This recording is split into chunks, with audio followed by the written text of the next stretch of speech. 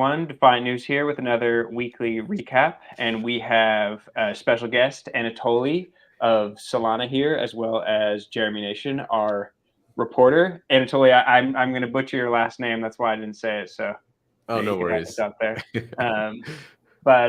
Yeah, anyways, we had a lot of Solana news came down the pipe this week. We had Visa integrating or using Solana to send payments. It's a bit more technical than that, so we'll get into that. And we also had the founder of MakerDAO, Rune, say that he was pushing for forking Solana's code base in order to work on Maker's backend. So we're hoping to discuss that, plus a couple other things coming out of Solana. And that's where I think Jeremy just has one note from a sponsor, and we'll be good to roll. Yep, I just wanted to mention this broadcast is brought to you by Arch, who empowers you to invest in the best of crypto and Web3 with ease and confidence. With Arch, you can invest in risk-based portfolios, earn yield, and diversify your holdings all in a few minutes. And the best part, you always retain full ownership of your assets. Find out more at arch.finance, not available for U.S. residents. Arch, investing simplified. Right on. All right, so Anatoly, we got a lot to go through. I think I'll just start off with maybe the Visa news, which feels like ages ago, but I think that was only only Tuesday, right? So yeah, like did you know that was coming down the pipe? Did it come as a surprise? Did you like work with Visa to make that happen? What do you think of it? We can kind of keep it rolling from there, but I know that the foundation team is talks to a lot of these big companies, and these conversations are like take a year, 2 years. Like it's just these teams these like big companies have to spend a lot of time to get comfortable, and the Visa team was doing a lot of research on how Solana works. They did a lot of research across a bunch of different blockchains, and like it's pretty cool that they thought that our solution was the closest thing to what could be comparable to their internal centralized system. So that's awesome. Like, it's just, Solana is just a bunch of open source code. That's all it is. It's just code. Run by volunteers and like volunteer hardware. It's like, it's really cool that it can even be in the same conversation as like, one of the biggest companies in the world that does global payments. So I think this is a huge step, I think, for not just Solana, but like I think for crypto in general. And is like, so did they have to even, I mean, maybe they were in contact with you, but from like a technical standpoint, could they just tap Solana's network and not? Yeah, like, I mean, they're just using USDC transfers. Like, you guys can go do USDC transfers. You can build a remittance app. There's like dozens of these have been built by like developers in Solana and in various stages of traction. So like it's a very like USDC is a very, very good product. It's like I think the killer feature of blockchains is the fact that you have permissionless transfers for digital dollars. And this is something that just makes money like 1,000 times easier to program. Like, I don't know, like I signed up for my Twitter, whatever payouts, and I had to give Stripe like a pound of flesh and, a rib and my firstborn. and then a developer in Solana built this like kind of cheesy email service with just like dollar gated emails, and you just use a wallet to set it up. There's no login. That's it. So there's like kind of a world of difference for like programmable money, meaning that it's money that consumers are like now receiving and playing around with and building applications. And to me, it almost feels like, I don't know if you remember when it was really, really hard to do like a person-to-person credit card transfer, and then Square built a little dongle that plugged into a magnetic audio port on your phone to scan it. That was like such a cheesy hack, but all of a sudden you could actually like take somebody's credit card payment. That was like a big unlock for the world. I think USDC and the fact that it's just so easy to program is similar. It's like it's a big unlock, but right now I think only for developers. Like you see folks like TipLink that are kind of building like something like Twilio for payments and stuff like that.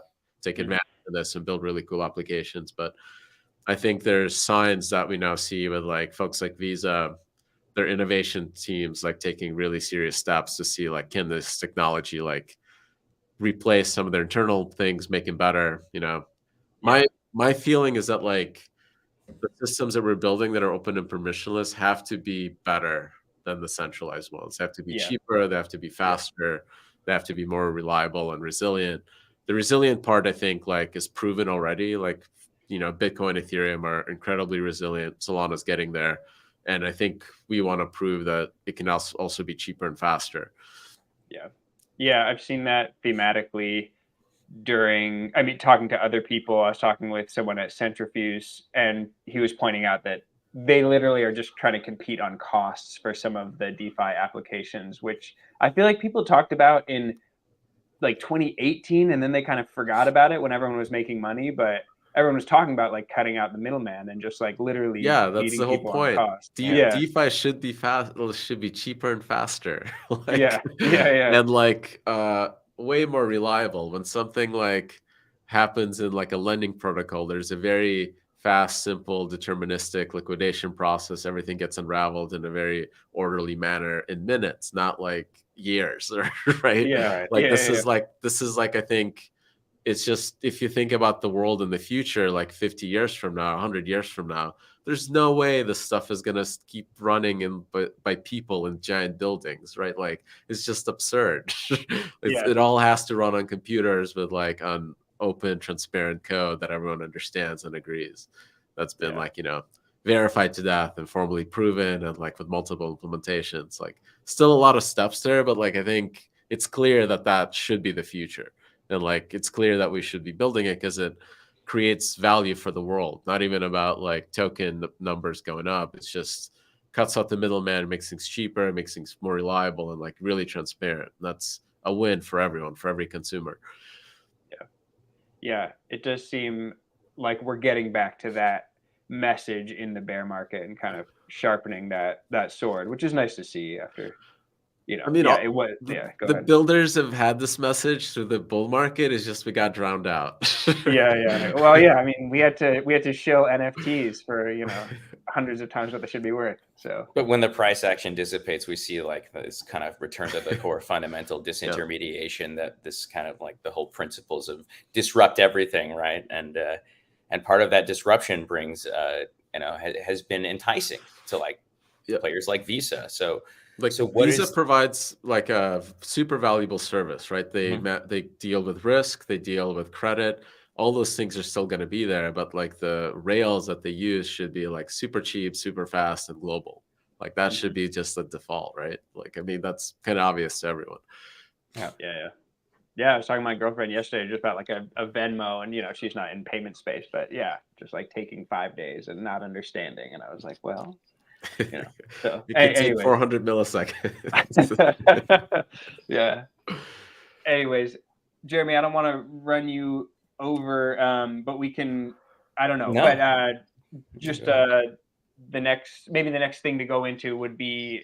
I mean, also just the other big surprise this week was Rune suggesting that Maker use Solana's code base as a backend. I don't know if you had talks with him again. That was kind of out of the blue. Nice, crazy. It was like very much out of the blue. And it's awesome. Like, I want there to be a lot of Solana forks. Like I'm an open source maxi first. Like, I think Solana's built on top of Linux. That would take $10 billion to rebuild Linux. It's a massive gift to every developer.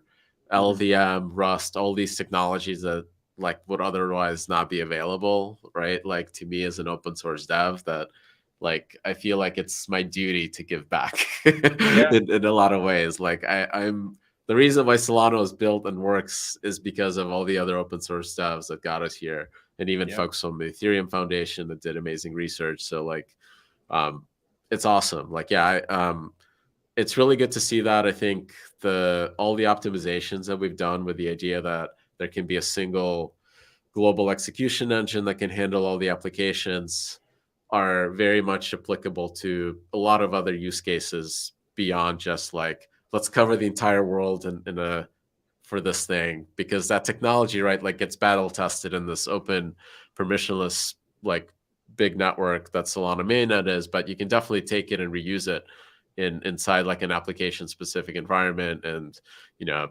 we're happy to help them with whatever tweaks they need to make and like stuff like that. I think it's just awesome to get that code reuse and getting them to understand SVM and like build tooling and like, you know, more docs for applications, more how-to. It's just like, it's just awesome. It's just going to accelerate the entire ecosystem. So if anyone else is thinking about forking Solana, I'm 100% for it. Fork away. I'll help you. Yeah, they were talking about building their own client too. I think I read the post this morning, so that was surprising too. That they can. There's like a couple teams building clients. Firedancer is obviously the big one that's driven by some really, really good engineers at a Jump. And I think there's two other ones. One team is trying to build just a validating client, which would be running on as cheap as possible hardware. And the only thing it's doing is just validating the ledger after it's been confirmed. And that's a much easier job. You can do less RAM. You like know all the data ahead of time, so you can prefetch everything. Like it's just a much easier path. So there's a lot of ways I think for them to do that. I'd honestly say that like jump into one of these other efforts and like accelerate it.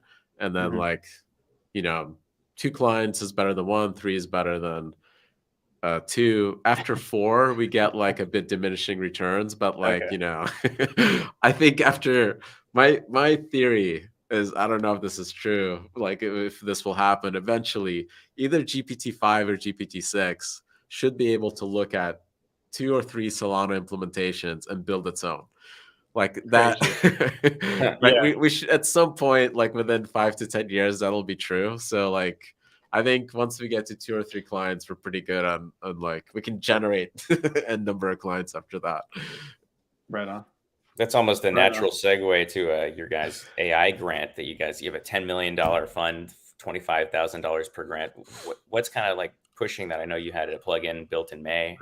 So what's funny is that before I started Solana and how I got into crypto, Steve Ackridge is one of the co-founders. We were actually building this kind of cheesy side project called the Tensor Cloud. We were setting up hardware boxes at data centers with GPUs and mining crypto with them, but designing the software to run deep learning. So this was kind of pre-OpenAI. I think OpenAI just started, and we were like, okay, we think deep learning is going to be a thing. We're going to build these boxes, but they're expensive. There's a lot of GPUs.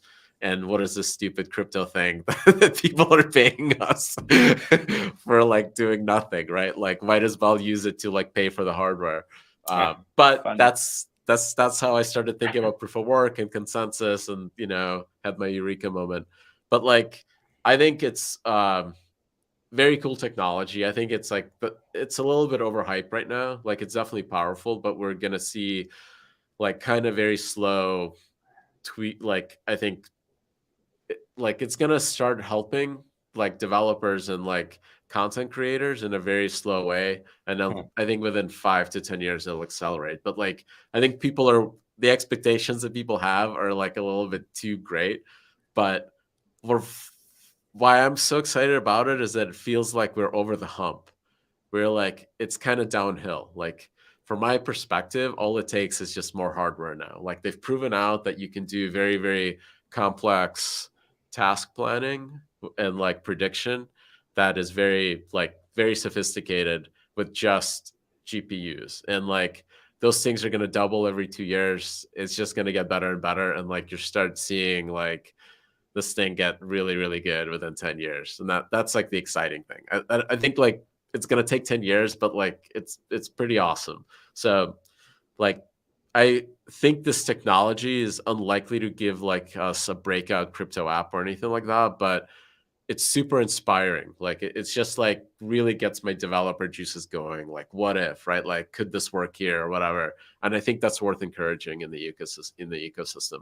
Just get as many devs that are like, get their like eureka moment, they get inspired, right? Like just get them over that hump and go build something that's kind of like probably not the thing that's going to be the breakout app, but like has the ideas, the shape of it, it's time to kind of start iterating. So is there anything specific that you think you'd like to see built today, as we build towards like the future you're talking about 10 years from now?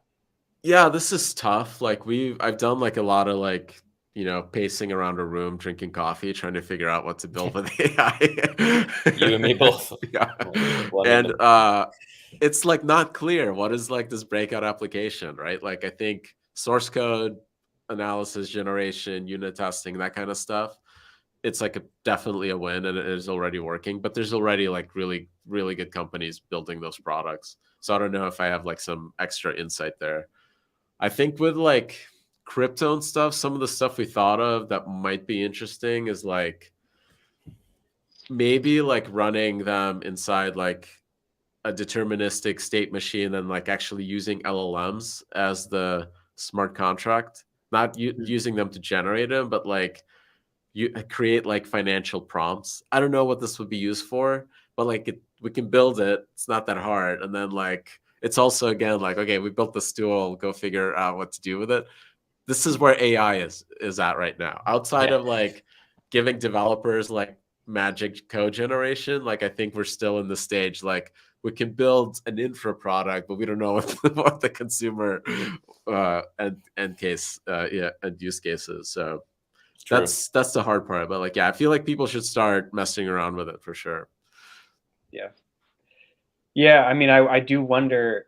I mean, I don't know if this is like too primitive a thought, but yeah, unleashing an AI with a certain, I mean, not to like get into that whole like fear mongering AI thing, but like I do wonder what it will be like to, if an AI can interface with a blockchain, especially like for like a non-developer, and you can literally like enter voice commands for what you want it to do. I mean, it does seem like a ripe ground for all sorts of things, some kind of scary things, to happen, or just like, I don't know. I feel like not well informed enough to really make a sophisticated point, but I wonder if, if you just tell someone like, if you could program an AI or just like literally ask it like, yo, can you try to like make a lot of money, like running around DeFi? I don't know. It's yeah, like, that won't work. Like, that's gonna get like eaten up really, really quickly. You think it will? Yeah. That kind of alpha, like anything that like you can automate like that will be, I mean, there'll be people that are doing it and making money with it, but then they're gonna be really, really optimized on latency, on speed, and like these are gonna be super custom models really, really quickly, and it'll be like a job. It's not going to be a money machine. It'll be a job, and you'll be like reducing like, spreads around the state machine, and, you'll get paid for the value you're providing. Sure. Right on. Fair enough. All right. We can keep going. We're hitting on Helium, which is another, I mean, we cover such a broad scope of the industry that's hard to keep up with everything. But where are you at with Helium? They were at the Saga event. They just launched kind of their like their big play, which is the idea that you can use like self-serve 5G towers to really cut data costs for like users. So what's really cool about it is that they can see exactly where there's demand for the data. So people where they're falling back on using T-Mobile, and then they can increase rewards in those areas. And then people add Helium hotspots there, and now they're getting actual users to connect to those hotspots. And you get this very nice, like very, very awesome combination of using crypto for incentives to actually serve an end user. This is like, you rarely see that. Like normally the incentives are just rewards that are meaningless in a loop. But here you're like, we know there's demand for this data. Like the users are there, they're hitting T-Mobile, right? Instead of Helium. So just like go set up a hotspot there, you'll make money, right? Like, and that's such a good way to use crypto that like clearly is like value creating, like it's creating value for the consumers. It's cutting, data costs for them, and the providers are getting paid. It's awesome. So like, if they roll this out nationwide, it would be, I think, I don't know, from my perspective, this is like the biggest, coolest like thing that crypto's accomplished in 5 years.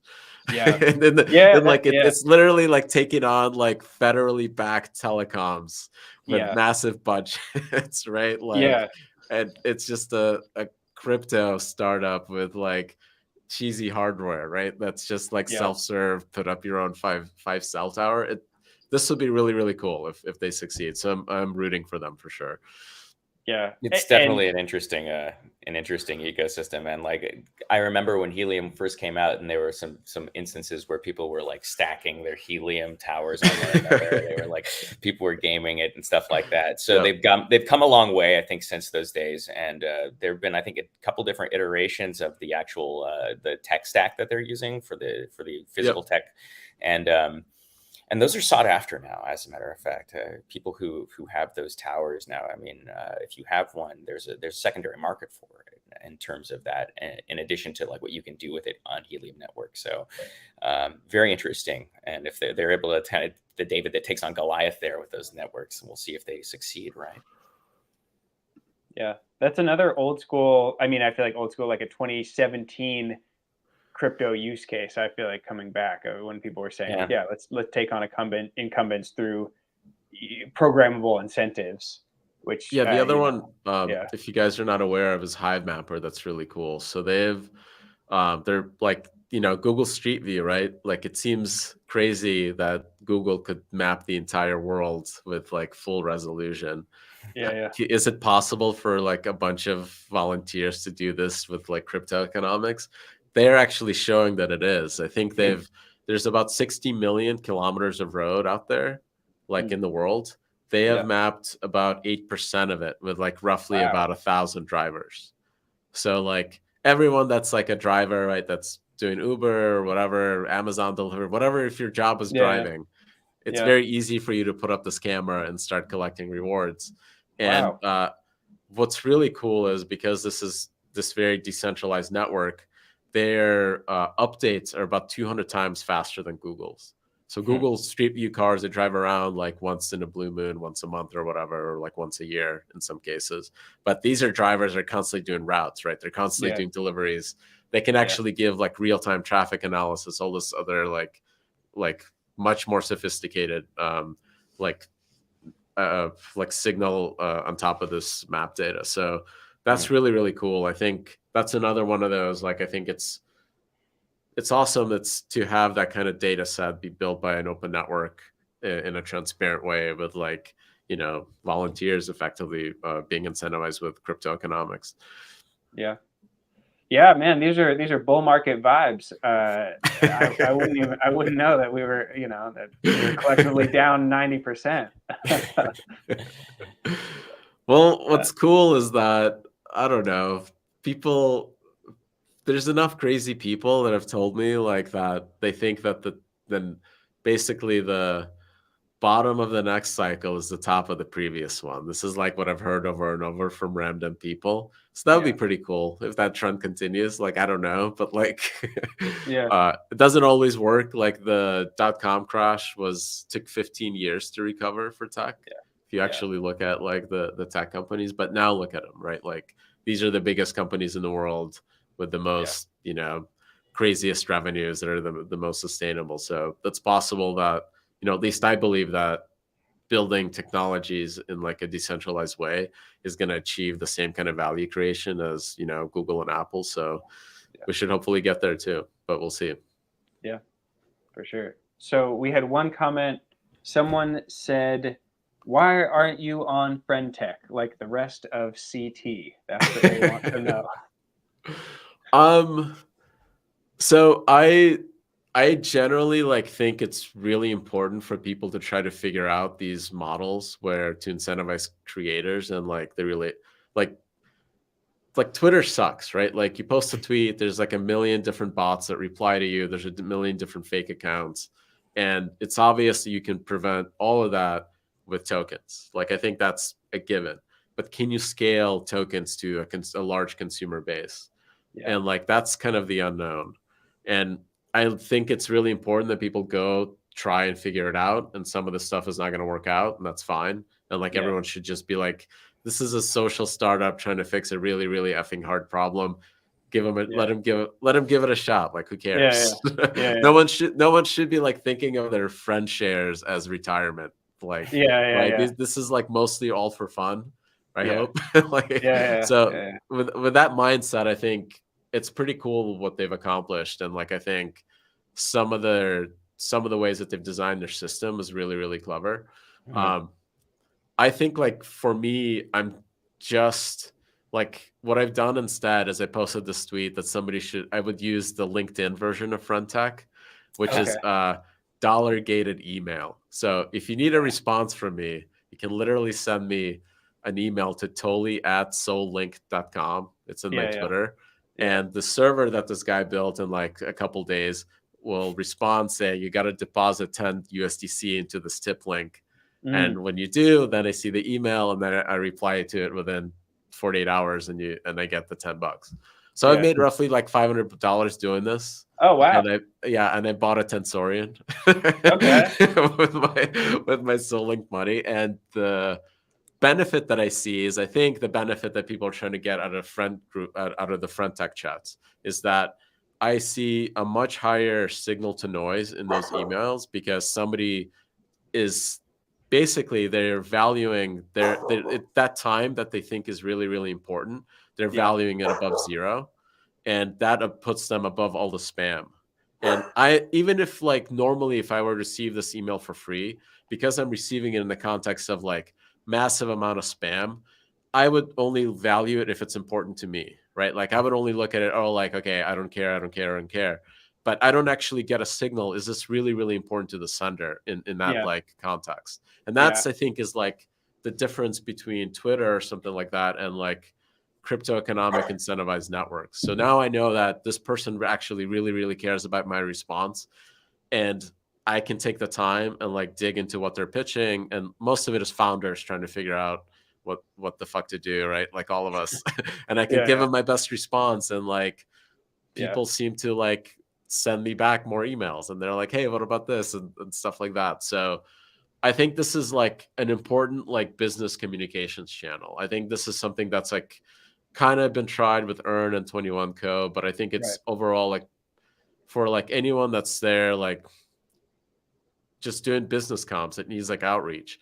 If there's like somebody that's doing sales and they really, really think that the thing they're pitching is really important, and they're willing to put like $10 on it, I will listen to their pitch. Like I will take my 15, 20 minutes, whatever, and like actually listen to it. And generally the people that do that are pretty smart. Even if I don't like the idea, they've at least put effort into it, and it's just a much better experience. So like, I think this stuff's important. It's potentially very scalable. You know, my like kind of dumb estimate is that like, you know, I'm not like super special. So imagine there's at least 1 in 10,000 people like me that would value like $10 emails, right? That would be like valuable enough to send.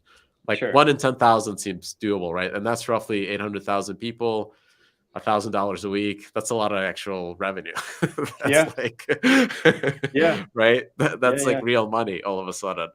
At that scale. So like, I don't know. Like I think Friendtech maybe could scale to a large consumer base, maybe not, but I think people should keep trying. Like whatever like the negative feedback, you know, on like the cryptonomics, prices dumping and all this stuff people would give, I think it's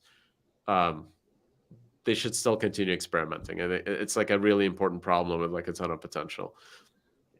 I've been pushing like bots and like fraud and all this other shit on Twitter sucks. It just sucks.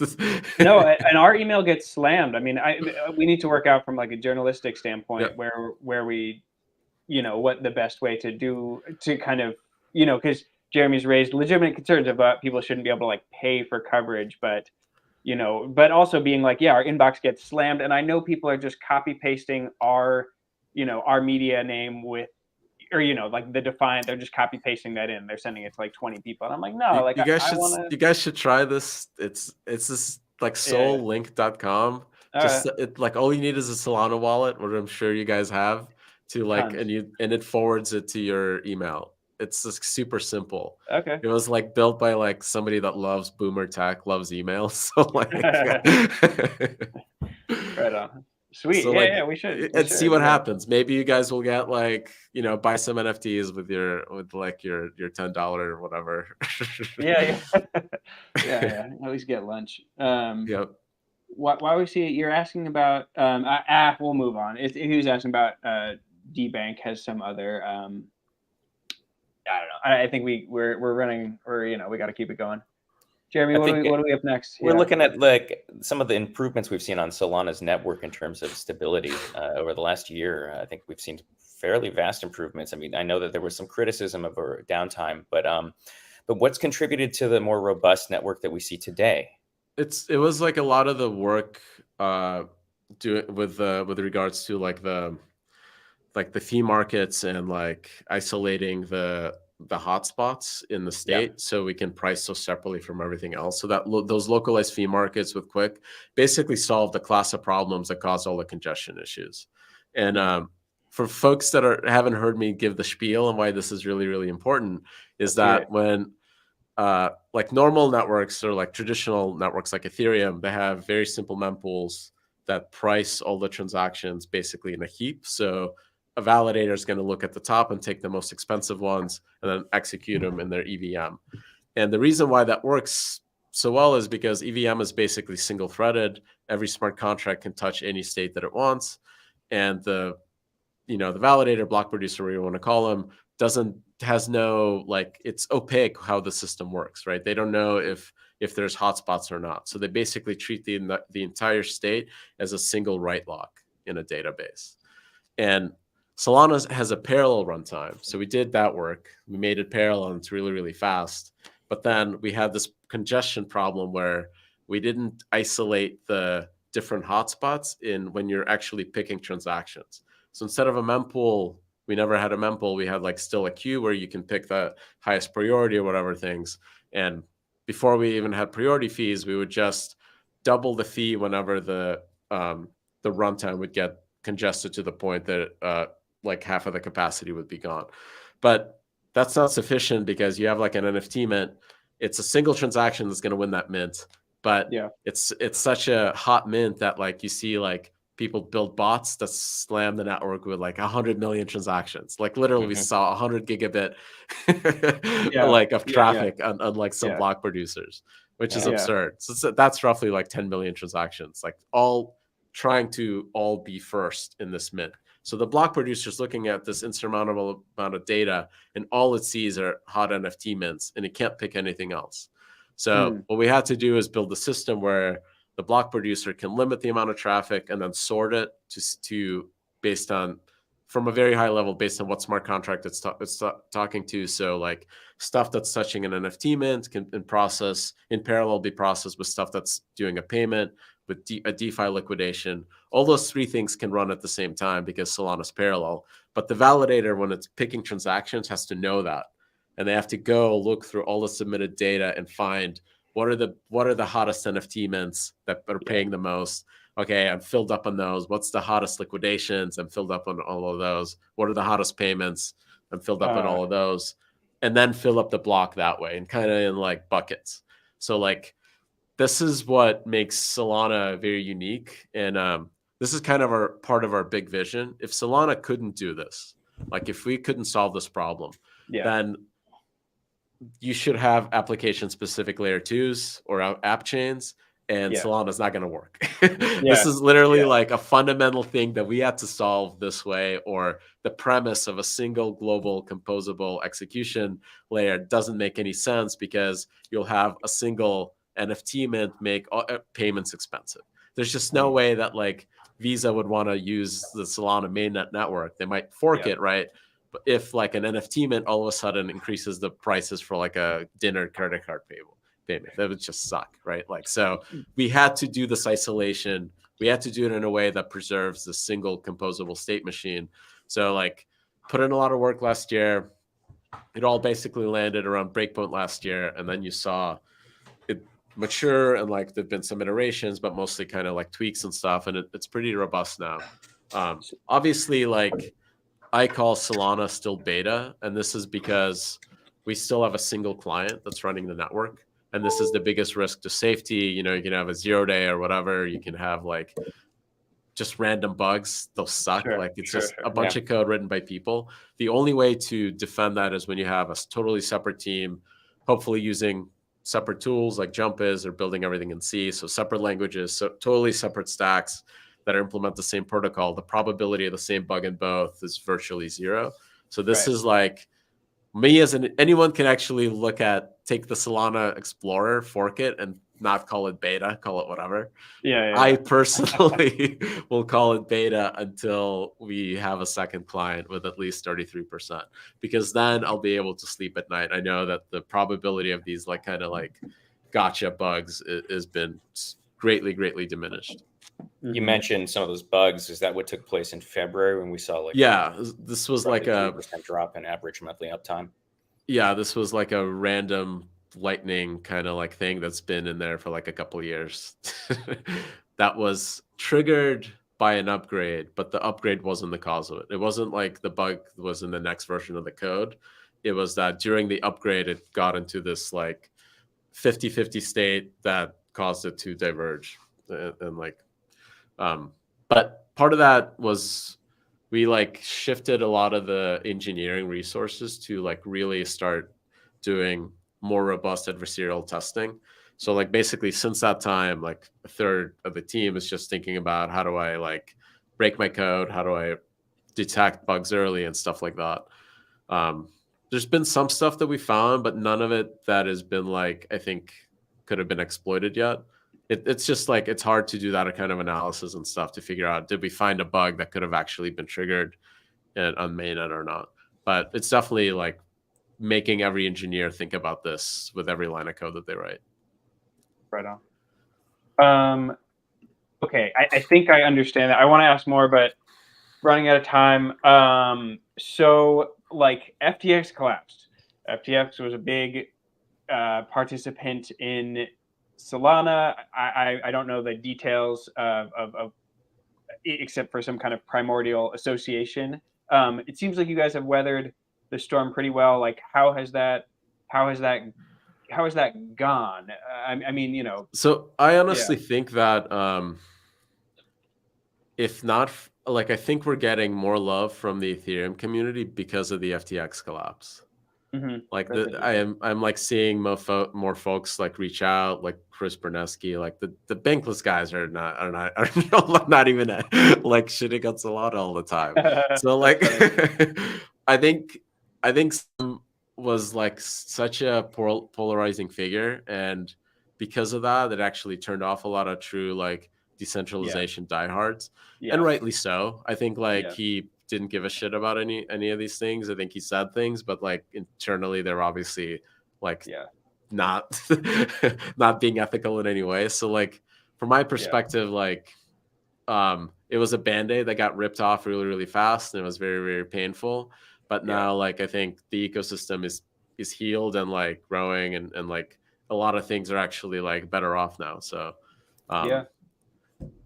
we're getting one question, just like I guess from a DeFi perspective, has there been like any? I mean, just because FTX was like they were just deep in that DeFi game. I didn't follow super closely, but like just getting the thing to is that like tiny bit, like because they were able to market make with much larger sizes and stuff like that, their impact was big in terms of like vanity numbers, like TVL or volume or whatever. But if it's just them doing it, it's not even DeFi. Like, it's like, who cares? Like honestly, like if anything, they were probably suppressing like really good founders, like the Margin 5 folks, or like you know Jerry that built like Phoenix and stuff. Like, or you know, like we need those small founders to get product market fit and grow in an organic way, because this is what's actually going to create the next like generation, like really strong companies. So like it sucks that the metrics are down, but like who cares? Like those are vanity metrics if they're not actually driven by true organic growth. So like what I see now is that like really good devs have taken this as an opportunity, and they've built better products and are growing. So like go check out MarginFi. They're awesome. They're kicking butt. Like Jito is doing really, really well. Like Phoenix is doing really well. Like even like the open book rewrite of Serum, those guys are like did a lot of optimizations and like made Serum that code now called open book much faster and better. Yeah, fair. Yeah, I mean that sounds good to me. I mean, whatever. Just like it sucks. It's like, but like I'd rather have small founders that are like organically growing and are hustling than this like kind of like bullshit metrics. No, totally. Yeah, I mean what was it? Low float FDV, that whole thing. Like, yeah, it just tires me out. I don't know. Yeah, so it's good to move beyond that, I think. Yep. It's not like what sucks is that like people associated with Solana, but it's just prevalent across all of crypto. Yeah. No, I would definitely wouldn't. I mean, people are grifting all over the place. Yeah.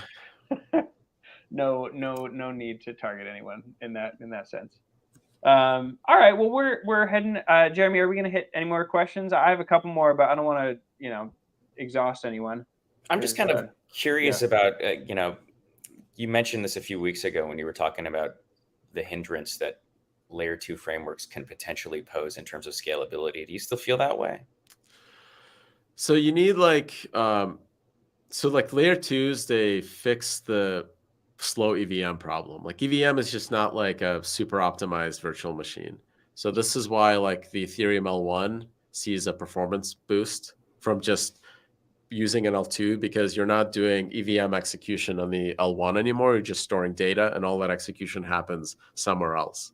Yep. So like, I think that's a valid optimization, but like my argument is that like, why don't you just use more cores on the L1? It's not like the cores are expensive.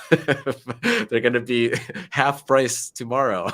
Literally, like it's an exponential curve decline in terms of cost per like dollars per core every 2 years. So like this is something that I fundamentally believe is like kind of like not a waste of time, but like if you build software that naturally scales with hardware as the hardware improves, you're done, because like every generation that the hardware improves, that difference in like optimizations or like whatever clever protocol change you made becomes smaller and smaller. That margin of improvement just shrinks and you just don't have to worry about it, right? Like, so everyone would rather use a single giant state machine that's composable because there's no negatives there. Like composability is great.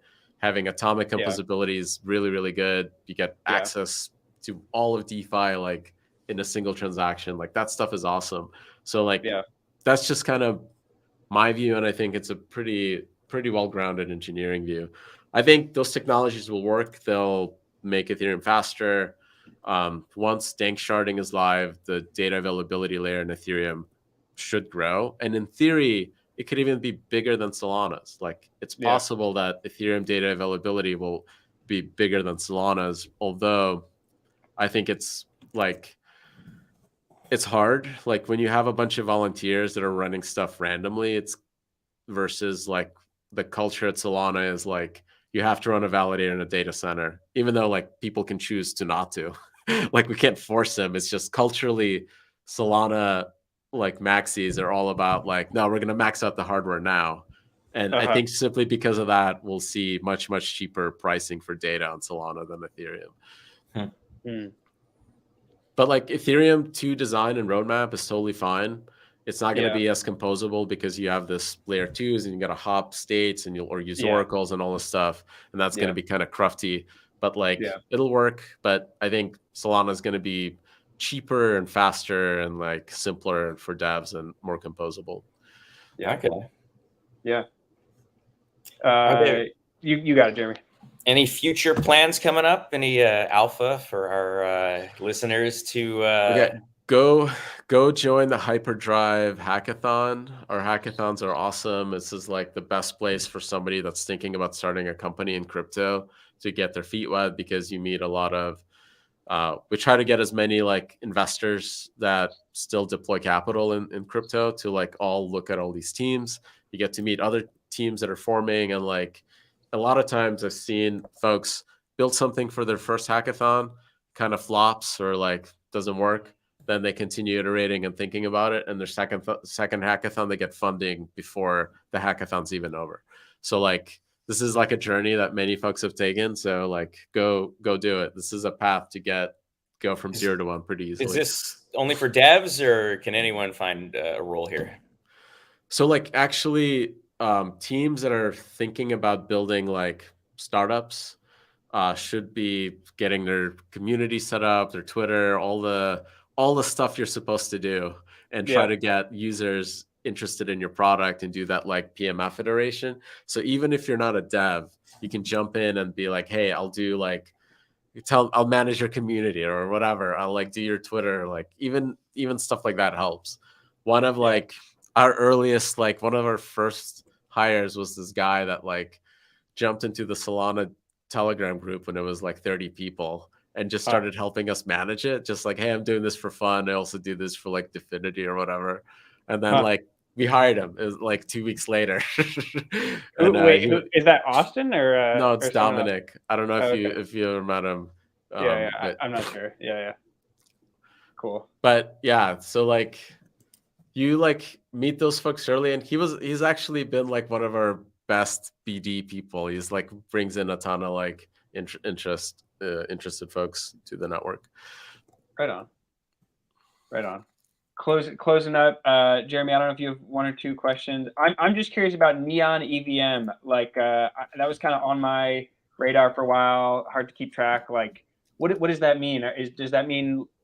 I mean, you know, your Aves can potentially run some kind of solution on Solana using Neon, and yeah, is that so kind of fully so up like and running? Yeah.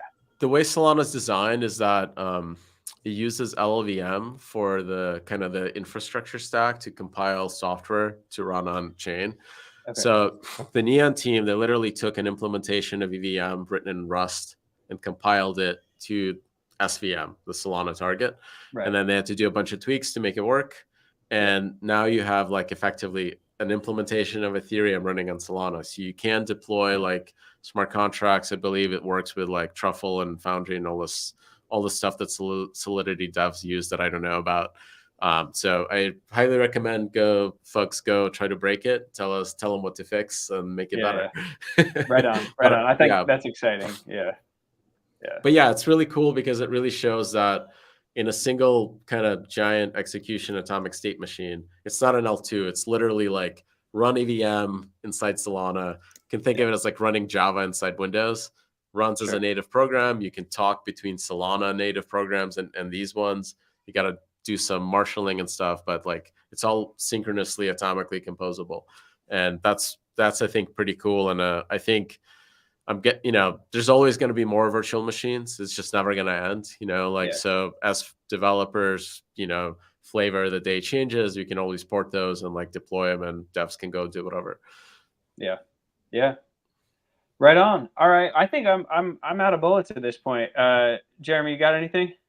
I mean, is there anything you'd like to add that we haven't touched on throughout this conversation that we've, embarked upon?